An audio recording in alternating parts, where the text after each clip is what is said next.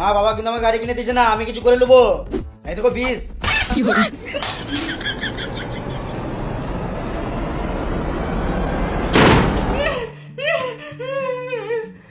তুই ঘরে থাকাবো কিন্তু দরজা খোলা রাখ। আমি তোর বাবাকে বোঝাচ্ছি, কাল কি হোক বোঝাচ্ছি, কিন্তু তুই কিছু করিস না। দে হাতে কি আছে, দে আমাকে, দে আমাকে দে। আমার হাতে কিছু নাই, তুমি যাও।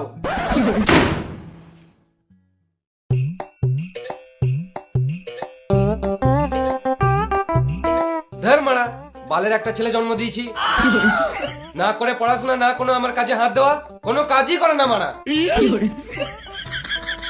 ছেলেটা হাতে বিষের মতো চিলিয়েছিল গো, খেয়ে নেবে, ও খেয়ে নেবে। আমার ছেলেটা মরে যাবে গো। ও মারা বেদ্য ছেলে, ও মরবে না। ও যদি মরে তাহলে আমাকে বলিস, আমাদেরকে মেরে দেবে, তাও কোনোদিনও মরবে না। ঠিকই তো মারা, আমি তো সত্যি মরবো না। বাবা কি করে জানলো?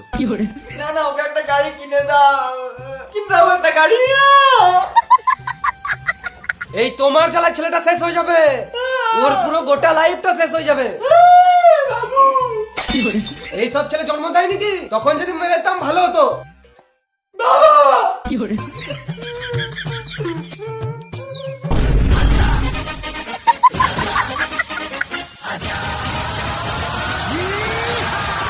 এ বাবা, আমি তোর বাবাকে বললাম, তোরা বলো গাড়ি কিনে দেবে।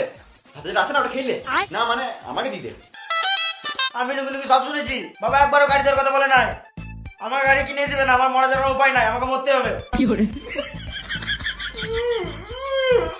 আমার গাড়ি চাই বাস, আমি কিছু চাই না।